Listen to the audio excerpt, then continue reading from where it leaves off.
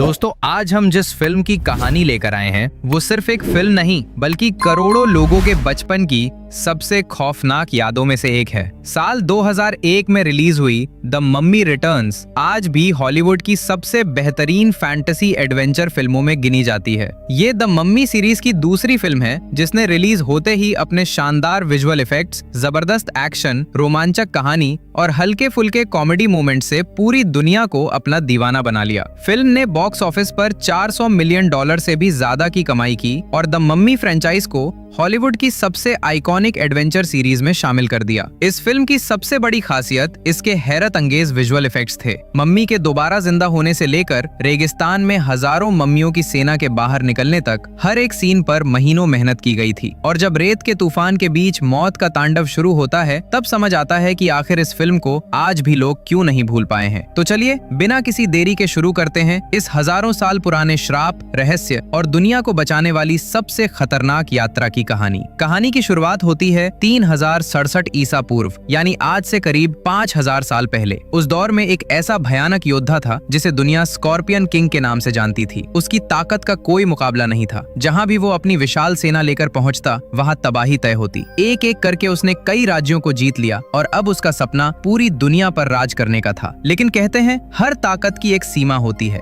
जब उसने मिस्र के सबसे शक्तिशाली शहर थीब्स पर हमला किया तो उसे उम्मीद के बिल्कुल उलट जबरदस्त प्रतिरोध का सामना करना पड़ा। ये युद्ध कुछ दिनों का मतलब बल्कि पूरे 7 साल तक चलता रहा।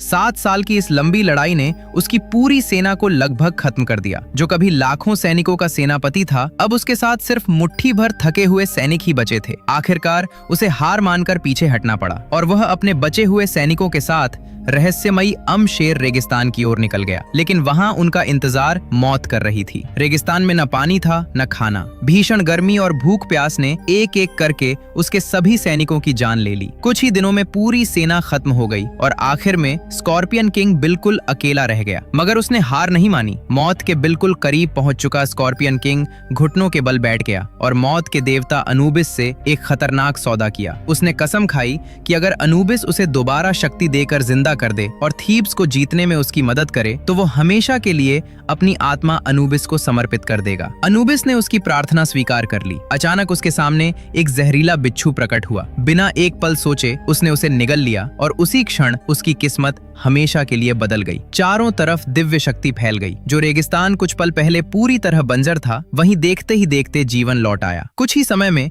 वहां एक रहस्यमयी साम्राज्य खड़ा हो गया। लेकिन अनुबिस ने उसे सिर्फ नई जिंदगी ही नहीं दी, उसने उसे नरक की गहराइयों से आई एक ऐसी भयानक सेना भी सौंप दी जिसके सामने पूरी दुनिया की सबसे बड़ी फौज भी टिक नहीं सकती थी। नरक से आई उस भयानक सेना का नेतृत्व करते हुए स्कॉर्पियन किंग ने पूरी दुनिया में तबाही मचा दी। जहां जहां उसकी सेना पहुंची वहां कोई भी राज्य उसके सामने टिक नहीं पाया। यहाँ तक कि मिस्र का सबसे शक्तिशाली शहर थीब्स भी मौत की उस सेना के सामने ज्यादा देर तक नहीं टिक सका। कुछ ही घंटों में उसकी विशाल दीवारें ढह गईं और पूरा शहर स्कॉर्पियन किंग के कब्जे में आ गया। आखिरकार उसने अपना सपना पूरा कर लिया। लेकिन हर सौदे की एक कीमत होती है। जैसे ही युद्ध खत्म हुआ मौत के देवता अनुबिस ने अपना वादा निभाया और स्कॉर्पियन किंग की आत्मा अपने साथ नरक में ले गया। अब वो हमेशा के लिए अनुबिस का गुलाम बन चुका था। उसके पीछे सिर्फ एक चीज बची, सोने का रहस्यमयी ब्रेसलेट जिसमें ऐसी शक्ति छिपी थी जो भविष्य में पूरी दुनिया की किस्मत बदल सकती थी। वही अनुबिस की वो भयानक सेना भी दोबारा रेत में समा गई और हजारों साल तक सही समय का इंतजार करती रही। समय बीतता है और कहानी पहुंचती है साल 1933 में। द मम्मी की घटनाओं को पूरे 10 साल बीत चुके हैं। रिक ओकॉनल और एवलिन अब शादीशुदा हैं और उनका एक बेटा भी है जिसका नाम एलेक्स है। एलेक्स बचपन से ही प्राचीन मिस्र के इतिहास और रहस्यों में गहरी दिलचस्पी रखता है। सब कुछ सामान्य चल रहा था लेकिन पिछले कुछ समय से एवलिन को बार बार एक जैसे अजीब सपने आने लगे। इन सपनों में वो खुद को प्राचीन मिस्र के एक शाही महल और रहस्यमयी मंदिरों के बीच देखती थी। ये सपने इतने असली लगते थे कि मानो वो उन्हें देख नहीं रही बल्कि दोबारा जी रही हो। मम्मी वाली घटना के बाद एवलिन समझ चुकी थी कि मिस्र के रहस्य कभी साधारण नहीं होते। उसे यकीन हो गया कि ये सपने किसी बड़े खतरे का संकेत हैं। इसी सच का पता लगाने के लिए पूरा परिवार एक बार फिर मिस्र लौट आता है और उसी रहस्यमयी मकबरे में पहुंचता है जो एवलिन को बार बार अपने सपनों में दिखाई देता था। मकबरे की जांच करते समय एलेक्स की नजर दीवारों पर बने कुछ अजीब निशानों पर पड़ती है। हैरानी की बात ये थी कि वे निशान बिल्कुल उसी डिजाइन जैसे थे जो उसके पिता रिक के हाथ पर बने टैटू से मिलते जुलते थे। लेकिन रिक इस बात को गंभीरता से नहीं लेता और एलेक्स को बाहर निगरानी करने के लिए भेज देता है। इसके बाद वो और एवलिन मकबरे के अंदर आगे बढ़ते हैं। हैरानी की बात ये थी कि एवलिन पहली बार यहाँ आने के बावजूद इस जगह को अच्छी तरह पहचान रही थी, जैसे कोई अनदेखी ताकत उसे सही रास्ता दिखा रही हो। कुछ ही देर में वो एक छिपे हुए दरवाजे तक पहुंच जाती है। रिक अपनी पुरानी आदत के मुताबिक बिना ज्यादा सोचे समझे पत्थर का दरवाजा तोड़ देता है। दरवाजा खुलते ही उनके सामने एक डरावना नजारा होता है। चारों तरफ बिखरी हुई इंसानी हड्डियां और सदियों पुरानी मौत की खामोशी। लेकिन एवलिन की नजर इन सब पर नहीं थी। अचानक उसे तेज चक्कर आने लगते हैं और उसकी आंखों के सामने हजारों साल पुरानी यादें घूमने लगती हैं। वो खुद को एक भव्य शाही कक्ष में देखती है जहां दो विशाल पहरेदार एक रहस्यमयी संदूक की रक्षा कर रहे थे। इतना ही नहीं, उसे उस गुप्त कक्ष का ताला खोलने का तरीका भी साफ दिखाई देता है। जैसे ही रिक उसकी तरफ बढ़ता है, वो रहस्यमयी दृश्य अचानक गायब हो जाता है। एवलिन अब पूरी तरह यकीन कर चुकी थी कि उसका इस जगह से कोई बहुत पुराना रिश्ता है, ऐसा रिश्ता जो हजारों साल पहले शुरू हुआ था। रिक को उसकी बातों पर भरोसा नहीं होता, लेकिन जब एवलिन बिना किसी मुश्किल के उस गुप्त दरवाजे को खोल देती है तो वो भी हैरान रह जाता है। उसी समय कुछ भाड़े के सैनिक भी एक गुप्त मिशन पर उस मकबरे में पहुंच जाते हैं। बाहर छिपा एलेक्स उनकी बातें सुन लेता है और उसे पता चलता है कि ये लोग किसी खजाने के लिए नहीं बल्कि उसके पिता रिक ओकॉनल को मारने आए हैं। उनका सरदार अपने 2 आदमियों को मंदिर के बाहर तैनात करता है और खुद रिक को खत्म करने के लिए अंदर बढ़ जाता है। लेकिन शरारती एलेक्स चुपचाप छिपकर अपनी गुलेल निकालता है और यहीं से शुरू होती है इस खतरनाक एडवेंचर की अगली सबसे धमाकेदार भिड़ंत। शरारती एलेक्स ने मौका देखकर अपनी गुलेल से दोनों भाड़े के सैनिकों के साथ मजाक कर दिया। अचानक हुई इस हरकत से दोनों बुरी तरह डर गए और उन्हें लगा कि शायद मकबरे का श्राप जाग चुका है। एलेक्स उनकी हालत देखकर हंसने लगा। वो दोबारा शरारत करने ही वाला था कि तभी उसकी पोल खुल गई। दोनों सैनिक उसे पकड़ने के लिए उसकी तरफ दौड़ पड़े। उधर मकबरे के अंदर रिक और एवलिन मोटे मोटे मकड़ी के जालों को हटाते हुए एक रहस्यमयी कक्ष तक पहुंचते हैं। वहां उन्हें स्कॉर्पियन किंग का शाही निशान दिखाई देता है और उसके ठीक सामने रखा था एक रहस्यमयी संदूक जिस पर वही प्रतीक बना हुआ था। एवलिन को अपने अजीब सपनों में दिखाई दिया ताला याद था। उसी याद के सहारे वो आसानी से उस संदूक को खोल देती है। संदूक खुलते ही दोनों की आंखें फटी की फटी रह जाती हैं। उसके अंदर रखा था अनुबिस का पवित्र ब्रेसलेट, जिसे लोग ब्रेसलेट ऑफ अनुबिस के नाम से जानते थे। किंवदंती के अनुसार जो भी इस ब्रेसलेट को पहनकर स्कॉर्पियन किंग तक पहुंचेगा और उसे हरा देगा, वही अनुबिस की भयानक सेना का नया स्वामी बन जाएगा। लेकिन इस ब्रेसलेट के साथ एक भयानक श्राप भी जुड़ा हुआ था। तभी अचानक मकबरा जोर जोर से कांपने लगता है। भाड़े के सैनिकों का सरदार डर के मारे वहां से भागने लगता है। उसी समय एवलिन की नजर संदूक पर लिखे प्राचीन शब्दों पर पड़ती है। उस पर लिखा था, जो भी इस संदूक को खोलेगा वो नील नदी के पानी द्वारा निगल लिया जाएगा। जैसे ही एवलिन ये वाक्य पढ़कर खत्म करती है, मकबरे की एक विशाल दीवार जोरदार धमाके के साथ टूट जाती है। अगले ही पल नील नदी का तेज बहाव पूरे मकबरे के अंदर घुस पड़ता है। देखते ही देखते पानी हर तरफ फैल जाता है और रिक तथा एवलिन का बाहर निकलने का रास्ता पूरी तरह बंद हो जाता है। अब ये खजाना उनकी जिंदगी बदलने के बजाय उनकी मौत की वजह बन चुका था। उधर बाहर मौजूद दोनों सैनिक भी एलेक्स को छोड़कर अपनी जान बचाने में लग जाते हैं, लेकिन उनमें से एक जाते जाते बदला लेने के लिए एक लकड़ी के सहारे को लात मार देता है, जिससे पूरा ढांचा हिलने लगता है और एलेक्स वहीं फंस जाता है। इधर रिक और एवलिन अपनी जान बचाने के लिए मकबरे के अंदर भाग रहे थे, लेकिन पानी उनसे कहीं ज्यादा तेज था। कुछ ही सेकंड में दोनों एक बंद रास्ते पर पहुंच गए और देखते ही देखते पूरा कक्ष पानी से भर गया। दोनों डूबने लगे। उधर एलेक्स भी अपनी जिंदगी के सबसे बड़े खतरे का सामना कर रहा था। घबराहट में उसका हाथ एक विशाल पत्थर के खंभे से टकरा जाता है। इसके बाद एक कई खंभे गिरने लगते हैं और आखिरकार आखिरी खंभा मकबरे की दीवार तोड़ देता है। दीवार टूटते ही पानी को बाहर निकलने का रास्ता मिल जाता है और उसी के साथ रिक और एवलिन की जान भी बच जाती है। लेकिन कहानी यहीं खत्म नहीं होती। इसी दौरान मिस्र के दूसरे छोर पर स्थित हामुनाप्ट्रा के खंडहरों में कुछ लोग दिन रात खुदाई कर रहे थे। इस पूरे अभियान के पीछे 3 लोग थे। पहला था ब्रिटिश म्यूजियम का क्यूरेटर, जो इस पूरी योजना का मास्टरमाइंड था। दूसरा था उसका वफादार साथी लॉक नाह, जो सुरक्षा और बाकी इंतजाम संभाल रहा था। और तीसरी थी अनक्सू नामुन का पुनर्जन्म, जिसे अपनी पिछली जिंदगी की कई बातें याद थीं। उसी की यादों की बदौलत उन्हें आखिरकार 2 सबसे खतरनाक किताबें मिल जाती हैं। बुक ऑफ द डेड, जिससे मरे हुए लोगों को दोबारा जिंदा किया जा सकता था, और बुक ऑफ अमुनरा, जो उन्हें रोकने की एकमात्र उम्मीद थी। पिछली फिल्म में रिक ओकॉनल ने इम्होटेप को हमेशा के लिए खत्म कर दिया था, लेकिन इस बार उसके दुश्मन उसे मौत से भी वापस लाने की तैयारी कर चुके थे। इसी दौरान हामुनाप्ट्रा के खंडहरों में खुदाई का काम तेजी से जारी था। सैकड़ों मजदूर दिन रात जमीन खोद रहे थे, लेकिन तभी उनकी कुदालों के नीचे से हजारों मांस खाने वाले स्कैर बीटल्स बाहर निकल आते हैं। पूरा इलाका चीख पुकार से गूंज उठता है। मजदूर अपनी जान बचाकर भागने लगते हैं, लेकिन कई लोग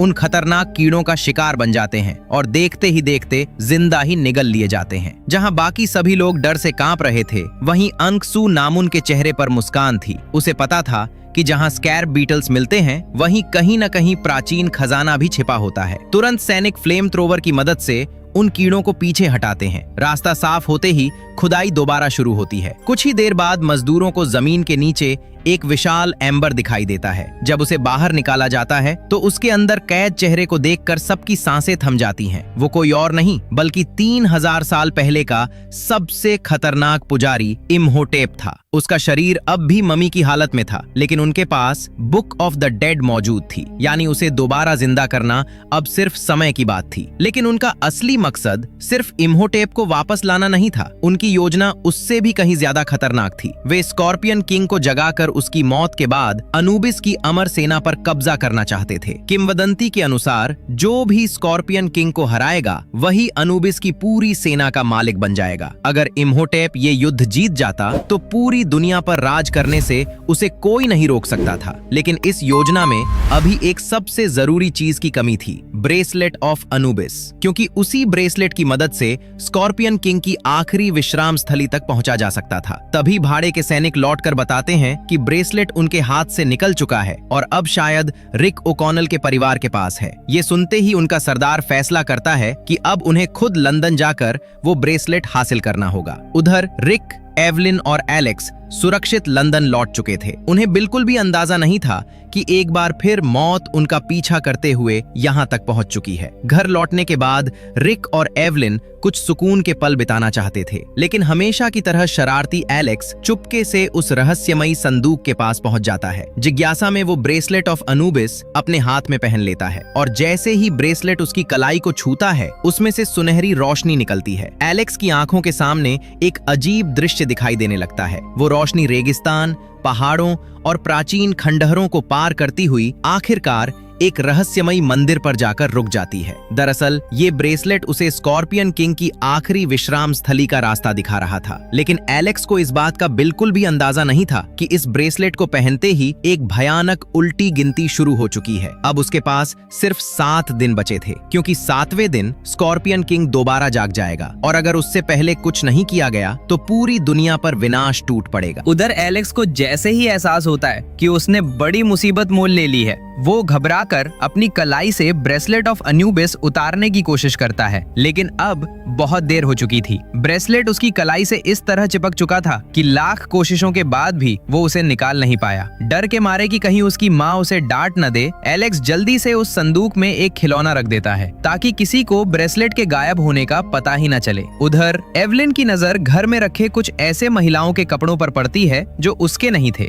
उसे तुरंत समझ आ जाता है कि ये सब उसके भाई जॉनथन की हरकत है। वो गुस्से में सीधे उसके कमरे की तरफ जाती है और जैसा उसने सोचा था वैसा ही निकलता है। जॉनथन आराम से एक महिला के साथ बैठा अपनी झूठी शान बघार रहा था, लेकिन तभी घर का दरवाजा जोरदार धमाके के साथ खुलता है। संग्रहालय का क्यूरेटर लॉक नाह और उनके हथियारबंद लोग अंदर घुस आते हैं। वे गलती से जोनाथन को ही रिक ओकॉनल समझ बैठते हैं और उससे ब्रेसलेट ऑफ अनूबिस के बारे में पूछताछ शुरू कर देते हैं। बेचारा जोनाथन कुछ समझ ही नहीं पाता कि आखिर ये लोग किस ब्रेसलेट की बात कर रहे हैं। तभी क्यूरेटर की नजर उसके हाथ में मौजूद स्पीयर ऑफ ओसाइरिस पर पड़ती है। वो तुरंत पहचान जाता है कि ये कोई साधारण हथियार नहीं बल्कि एक पवित्र प्राचीन भाला है। उसी समय अनक्सुनामुन आगे बढ़ती है। वो एक टोकरी से जहरीला मिस्री कोबरा निकालती है और उसे जोनाथन के बिल्कुल सामने ले जाकर धमकाने लगती है। डर के मारे जोनाथन की हालत खराब हो जाती है। उसे लगता है कि अब उसकी मौत तय है, लेकिन तभी रिक ओकॉनल वहां पहुंच जाता है। वो अपने दोस्त को मुसीबत में देखकर बिना एक सेकंड गवाए हमला कर देता है। अनक्सुनामुन तुरंत जहरीला सांप उसकी तरफ फेंक देती है, जबकि बाकी हत्यारे तलवारों से उस पर टूट पड़ते हैं। लेकिन रिक वही पुराना रिक था। कुछ ही सेकंड में वो अपनी तेज रफ्तार और शानदार फाइटिंग स्किल से कई हमलावरों को जमीन पर गिरा देता है। जब दुश्मनों को समझ आता है कि आमने सामने की लड़ाई में वे उसे नहीं हरा सकते, तो उनमें से एक मशीन गन उठा लेता है। अचानक गोलियों की बरसात शुरू हो जाती है। रिक मजबूर होकर इधर उधर छिपने लगता है, जबकि इसी अफरा तफरी का फायदा उठाकर जोनाथन अपना पवित्र भाला वापस हासिल कर लेता है। उधर घर के दूसरे हिस्से में लॉकनाह अपने आदमियों के साथ एवलिन पर हमला कर देता है। उनका मकसद सिर्फ एक था, ब्रेसलेट ऑफ अनूबिस वाला संदूक हासिल करना। लेकिन इस बार एवलिन पहले जैसी कमजोर लड़की नहीं थी। मिस्र की पिछली यात्रा ने उसे एक बेहतरीन योद्धा बना दिया था। वो तलवार निकालकर अकेले ही कई दुश्मनों का मुकाबला करने लगती है। उसी समय फराओ के वंश की रक्षा करने वाला बहादुर योद्धा अर्देथ बे भी वहां पहुंच जाता है और दुश्मनों से भिड़ जाता है। पूरा घर युद्ध का मैदान बन जाता है। हालांकि एवलिन और अर्देथ बे पूरी ताकत से लड़ते हैं, लेकिन दुश्मनों की संख्या बहुत ज्यादा थी। आखिरकार लॉकनाह के लोग संदूक छीनने में कामयाब हो जाते हैं और वहां से भाग निकलते हैं। उन्हें लगता है कि अब ब्रेसलेट ऑफ अनूबिस भी उनके हाथ लग चुका है, लेकिन उन्हें क्या पता, जिस चीज के लिए उन्होंने इतनी बड़ी लड़ाई लड़ी वो ब्रेसलेट तो पहले ही एलेक्स की कलाई पर पहुंच चुका था। उधर रिक और जोनाथन दुश्मनों की भारी गोलीबारी में पूरी तरह फंस चुके थे। गोलियां इतनी तेजी से चल रही थी कि दोनों सिर तक नहीं उठा पा रहे थे। आखिरकार जान बचाने के लिए उन्हें खिड़की से कूदकर बाहर निकलना पड़ा। लेकिन जैसे ही रिक ने देखा कि एवलिन को अगवा करके ले जाया जा रहा है, उसके होश उड़ गए। वह तुरंत उनके पीछे भागना चाहता था, लेकिन दुश्मनों की लगातार होती फायरिंग ने उसे मजबूर कर दिया कि वह पीछे हट जाए। उस समय तक रिक को ये भी नहीं पता था कि एवलिन को आखिर ले कौन गया है। तभी उसके सामने अर्देथ बे आ जाता है। उसे देखते ही रिक गुस्से से भड़क उठता है और कहता है कि जब भी तुम सामने आते हो कोई ना कोई मुसीबत जरूर खड़ी हो जाती है। लेकिन अर्देथ बे के पास बहस करने का समय नहीं था। वह तुरंत बताता है कि इम्होटेप का शरीर मिल चुका है और उसके अनुयायी उसे दोबारा जिंदा करने की तैयारी कर रहे हैं। इतना ही नहीं, उनका अगला निशाना स्कॉर्पियन किंग है। अगर इम्होटेप स्कॉर्पियन किंग को हराने में सफल हो गया तो उसे अनूबिस की अमर सेना पर पूरा अधिकार मिल जाएगा और फिर पूरी दुनिया को रोक पाना नामुमकिन होगा। इस पूरी योजना की सबसे अहम कड़ी है ब्रेसलेट ऑफ अनूबिस।